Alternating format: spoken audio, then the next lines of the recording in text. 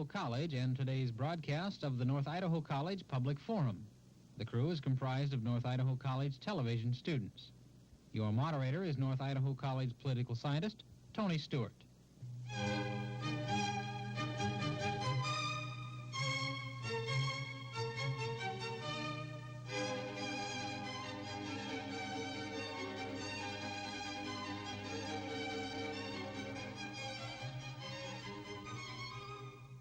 Good afternoon, ladies and gentlemen. Today our subject is going to be what kind of man was Adolf Hitler? As you know from a study of history, that this particular person attempted to rewrite the course of world events and was a very, very complex human being. He's often been described as probably the most totalitarian dictator that ever existed throughout history. In order to discuss this topic, we wish to welcome to our program a Mr. Martin Pollitt, who is from Cami, Idaho.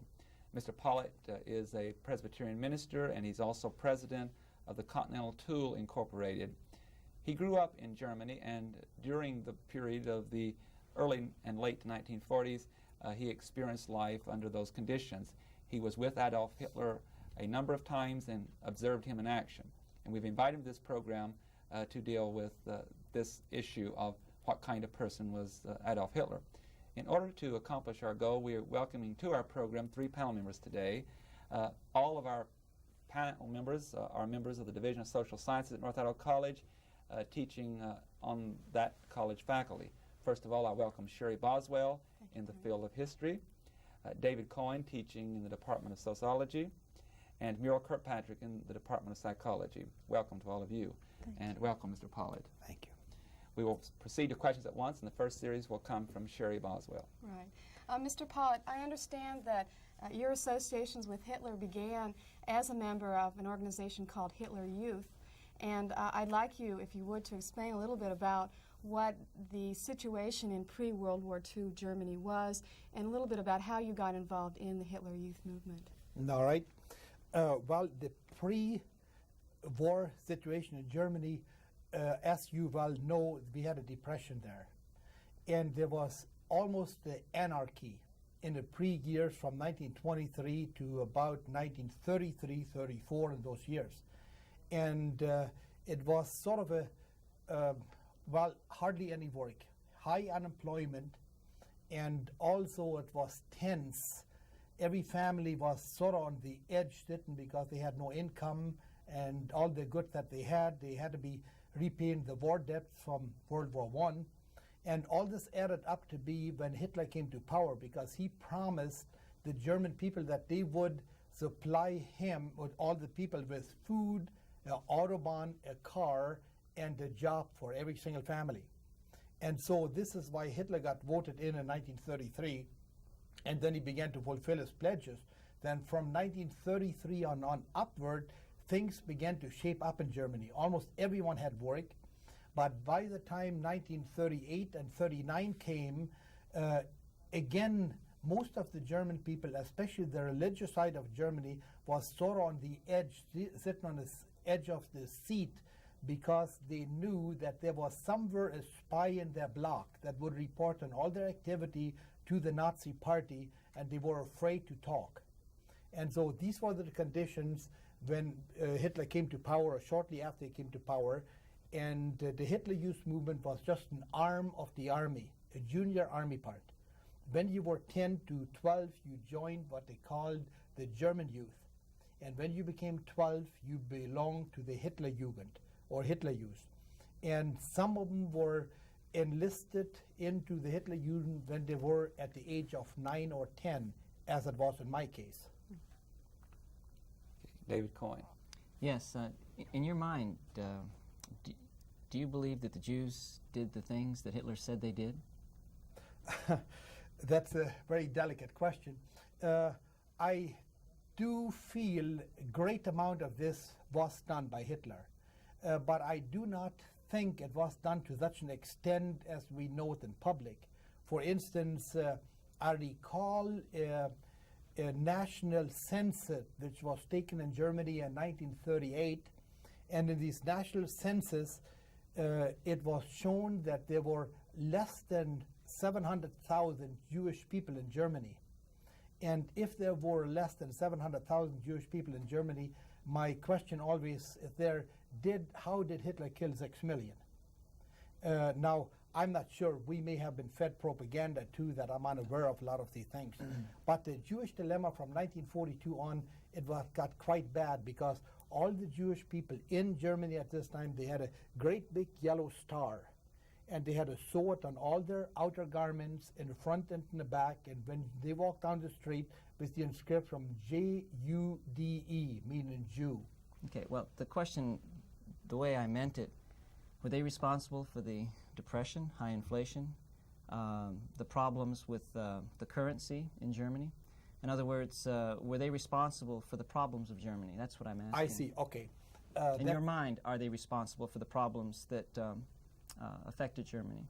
Right, okay, I can only portray it what was in mind at that time, not today. It would not reflect what I'm thinking today. But at my mind, what happened is we were taught by Hitler, and sometimes personally by him too, that between 1923 and 33, the Jewish people from all over the world, especially England, France, and America, came to Germany and bought up a factory that was worth $1 million for $1,000, or similar to it, until most of the property, income property type, was owned by the Jewish people, and they began to dictate the German people what to do and what not to do. And this was the general rebellion during those years.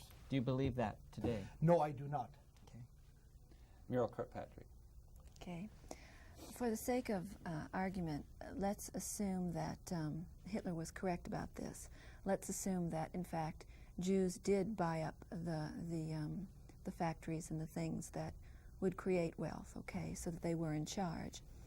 I have a problem then for myself to understand how even a young child, a child of 10 or 12, would see it as a logical conclusion that then these people should have their rights severely abridged, including even the right to live. I don't see, if this is true in the eyes of the people, I don't see the next step as being logical.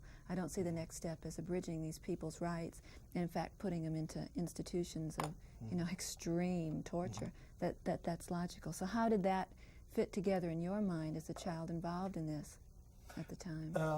Well, it did fit quite well in our mind, because when we were young, like I mentioned, 10 years old or a little older, at this point we were told that the depression were caused by this element in our midst.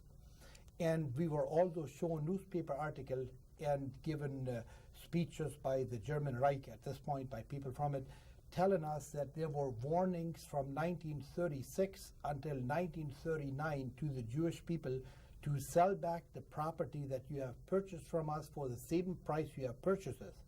And we will give you your money back, and we will export you to a country of your choice. That's what we were told. Now, I'm not sure if that's true or not. In fact, I know it wasn't true. And then we were also told at this point that until 1940, there were still warning given to the Jewish people to return that property, and they still had a means of leaving. And when it came to 1941 and 1942, there were number of Jewish people that I was sort of acquainted with that were they were traded to England for chrome and for war materials that Hitler needed. Sherry Boswell. Germany, though, has always had a long reputation as being a country of very high intellectual and cultural standards. And I think it's difficult for many people outside of Germany to understand why they could, in fact, be so, maybe the best word is indoctrinated by this Hitler philosophy to do what they, in fact, did. And I would like you to comment, if you would, on maybe some of the other methods of indoctrination, if that is a proper word to use, that were employed. And more specifically, was there any resistance to that? And could you describe a little bit about the elements who refused to go along with this and would not, in fact, be indoctrinated? Okay. We had, the largest number in percentages in Germany that were Nazis, devoted Nazis to Hitler, were 6%. There were never any more. Now, how did he get in power? He got in power, like earlier mentioned, because of depression, no work, hard times, and he had a great promise. Now, it's always to remember that Hitler got in power in southern Germany, or rather in Austria. He was born in Braunau on the Inn River in Austria. And the south was more rebellious than the north and the west of Germany. And first of all, he manipulated the proper timing. And as soon as he manipulated the proper timing and people begin to see that it would not work out with him as a dictator, he already had in every block a spy. I know we lived in East Prussian, Germany. We know in our home, we had an apartment house that my dad owned. We had 3 families that were spies in it, that reported every word that they could think of was said, or every action that was done, and you knew, but you didn't know who they were. So you began to have a fear tactic. There was fear within you, and you didn't dare move against it. Now, what happened then later on, let's say somebody did in a block talk against Hitler as a regime, that person suddenly disappeared. The whole family disappeared. The whole block disappeared. And they were transported to other parts of Germany, or else they were drafted into the armed forces or war factories. And though that fear instilled kept most of the people silent behind it. I know that wasn't the case of my parents. There was a total silence behind that. When you yourself joined the Hitler Youth Movement, though, I understand that there were other groups, youth groups, who were in opposition to the Yes. Hitler Youth. Edelweiss, I believe, is one, Yes. and I'm sure there were others. Why didn't you choose to go with the, say, anti-Hitler as opposed to Hitler group? Was it purely fear? No, I would have gone. Well, at this time, you got to remember, I had no intention to join any group. I was only 10 years old. Second of all, I never did join. I was tricked into it. I was told to sign that sheet of paper. The next morning I came back, and I was told that I joined the Hitler Youth Movement. It wouldn't have been my choice. David Coyne. When did you know of the final solution to the Jewish question? When were you aware of the final solution to the Jewish question? I don't think I was always, never aware of it really to the extent that I know it now since I came to America.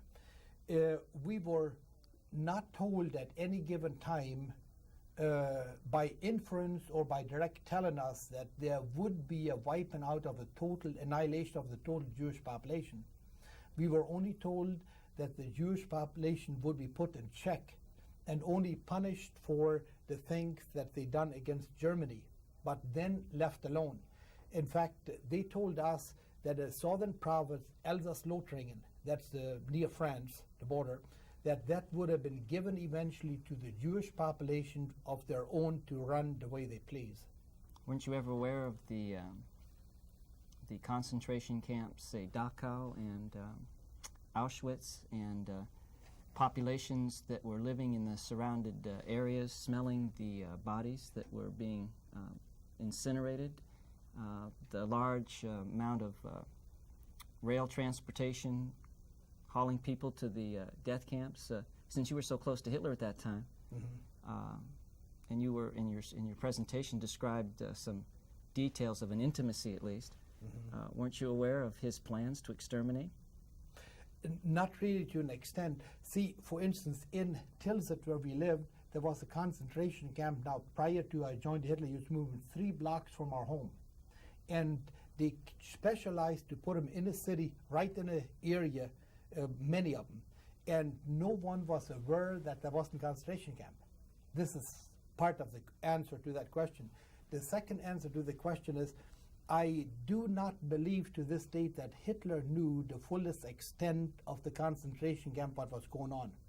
I think there was 2 men that were in charge of the concentration camp, and the buck stopped at them. And their name was, one was Rosenberg, who derived many of the plans of the concentration camp, and the executor behind it was Martin Bormann. Now, Martin Bormann was very close to Hitler personally, and all the things were screened by Martin Bormann. And I feel even to this date that Hitler was not fully aware of the magnitude of the concentration camp, what was going on. Don't you think that's a bit naive? It could be. It possibly could be, but... That's an understatement, I think. Okay.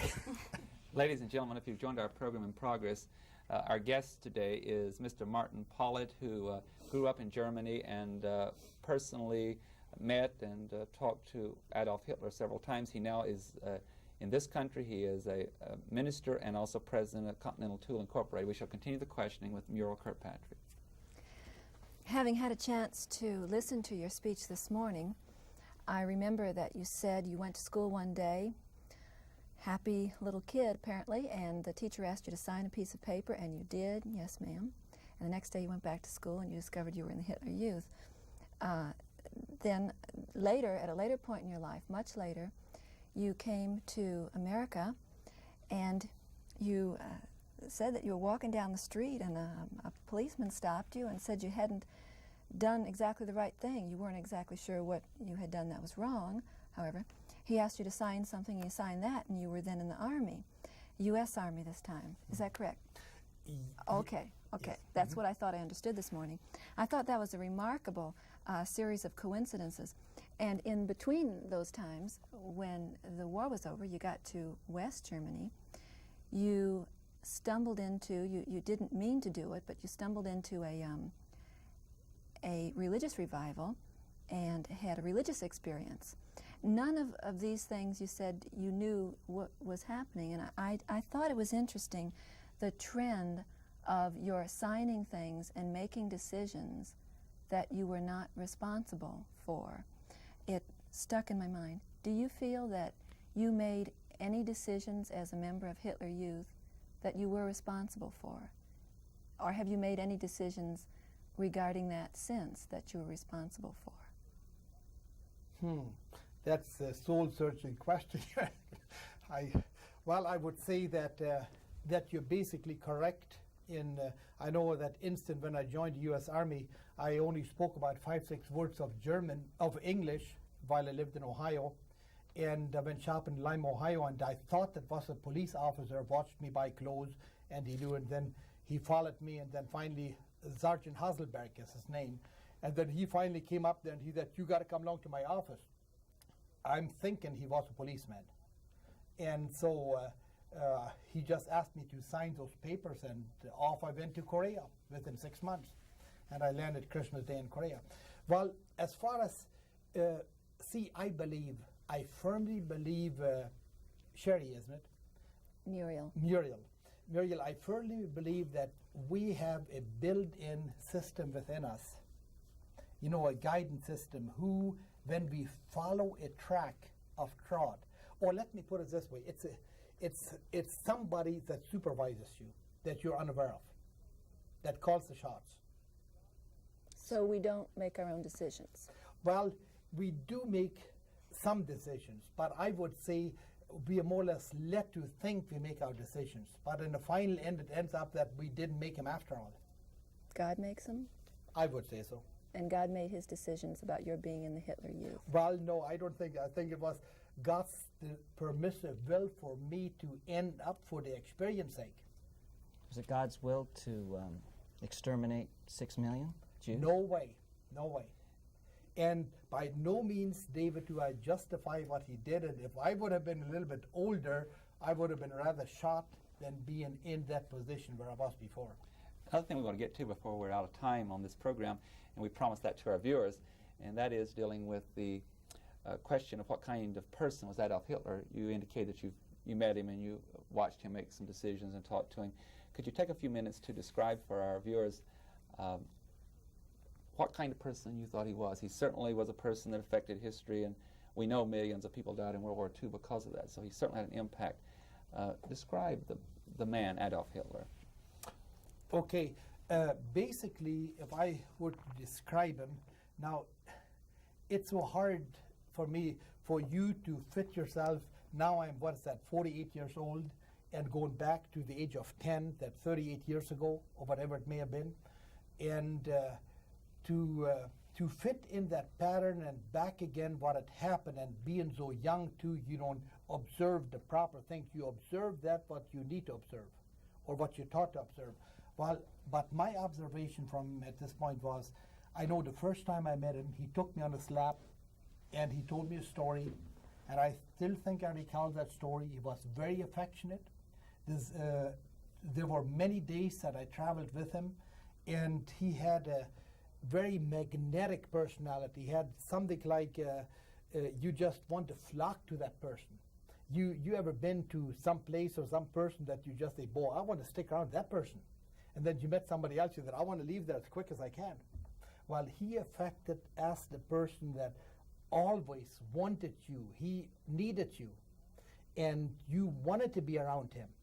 This is the type of Hitler I knew at first. And I seen him on his large table with maps and plans and so forth, drawn out plans, and he was an idealist in many respects. He projected what would happen in 1999. He projected what would happen in 2030. He projected every part, who would be in this position and who would be in that. That was all his planning in it. He was a very detailed man, rather than a rough, quick judgment person like we most often would portray him. Then the other side of him, he was very cruel. There were times when I met him and you could just look at his face, and his face would become swollen up, it would become red, his eyes would get large, and foam would come out of the side of his mouth, and you just wanted to leave. And I recall at one occasion where he just pulled out his pistol and shot that one German officer right in front of all of us. We in psychology, and Muriel knows more about this than I do, have studied in recent years such things as split personality. So it indicates from what you're saying that he was unpredictable, that he changed emotions and how he related to people and all. Many things have been said about Stalin in the same way, that he had that kind of personality. So you did witness, you're indicating to us, that he went from one state to another one. There might even been more than two personalities involved. Yes, I noticed at least three. Now, many people in Germany at this, after the war, said that he was a schizophrenic. And I can see that this is possibly what may have. Before we return to the panel, I would like you to tell one more story that you indicate that you observed, and that is that at times that he would reach the point of violence, and that he would be very aggressive, and he would be even taken into a room. Would you share that story? Oh, yeah. Well, in late 44, it came to the time when all the bad reports came in, when he began to get more violent, more aggressive, and more unnatural, as I would call it. I noticed that at one time is two soldiers from the Gestapo, they just ushered him in the small room. It must have been about 10 foot by 10 foot, and it looks like a gymnastic court. It had rubber walls on it and whatnot. He was placed in that room for a number of hours a day in this one. And I understand that happened once every 10 days. When he just got out of his mind, when he got sort of crazy. And he was put in, and he acted like he had, well, what would you say? You mentioned the word out there, not the schizophrenic, but epileptic.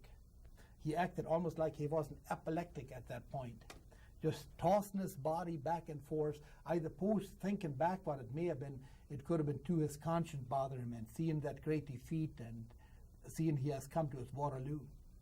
Sherry Boswell. Yes. Part of the reason that you had such close observations of Hitler was that, as you indicated earlier in a lecture that you gave, that you had been, as you said, one of a select group of individuals who he had designated as a future leader. I wondered what in particular Hitler saw in you that he would in fact choose you for that designation. And also, if you in fact noted these characteristics, and particularly the negative characteristic of his personality, why would you continue to follow him until the bitter end of the war, given that this so-called schizophrenic personality was in fact the leader of your nation? Well, Sherry, he was all the one I knew. That was my life, like my dad. And then first of all, and then second of all, the picture that was pictured to us, that Germany would only have 10 years of war and bloodshed. And after these 10 years of violence is over, Hitler would establish a millennial, 1,000 years of total peace, and would extend man's life to be 1,000 years old by deactivating the pituitary glands and actuating the pineal gland. We were told that way back in 1943, and we looked ahead. We were always shown on a progressive chart where we were. But going back to the question about your being chosen by him, what was it that he saw in you, or why were you one of the 90 chosen? Well, the only thing I can say is my school teacher, Mr. Meyer, at this point, all the school teachers that remained in the public system of school at this point, I learned it later on, that they had to look for certain characters in young people, boys or girls. And then they had to find him and report him. And I suppose what happened, Mr. Meyer thought that I had the qualities that would benefit Hitler or would benefit the thing, and that's why they picked me. What kind of qualities would those be? Well, I would say, I don't know. I really don't know. I think my thinking was the sort of ability to know what's going to go on, plan ahead. And I have planned, all my life has been, well, I told you by chance quite a bit what happens, but all my planning, I have developed now a car. I ran my lawnmower for 2 weeks on a quart of water. Totally, I developed maybe 20, the missile system. I developed quite a few missile systems for Boeing, for making 14 parts now for every airplane that flies. I do quite extensive thinking, and I got a total projective think what's going to happen in the future. I could sit down there and tell you what's going to happen, generally speaking, in the next 100 years. And I think I would be amazingly accurate in it. Now, this might be bragging somewhat, but I see something, I see things developing, and I can see clearer probably. David Coyne, very short question, we're out of time. How did you make the transition from Hitler Youth to U.S. citizen?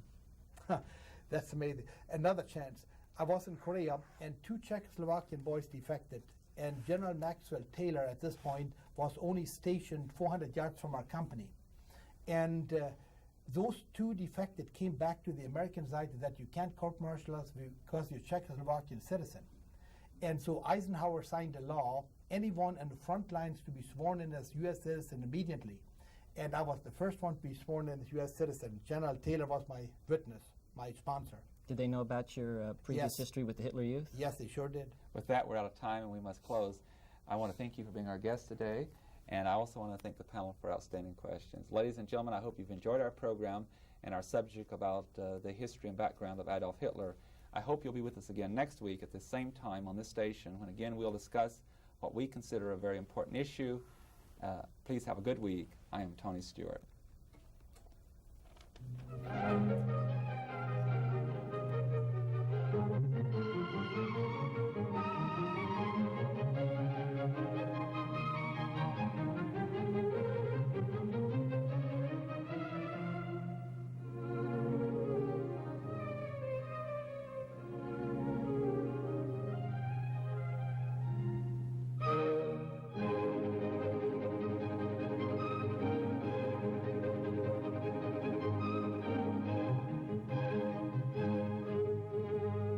The North Idaho College Public Forum can be seen at this same time each week over this station.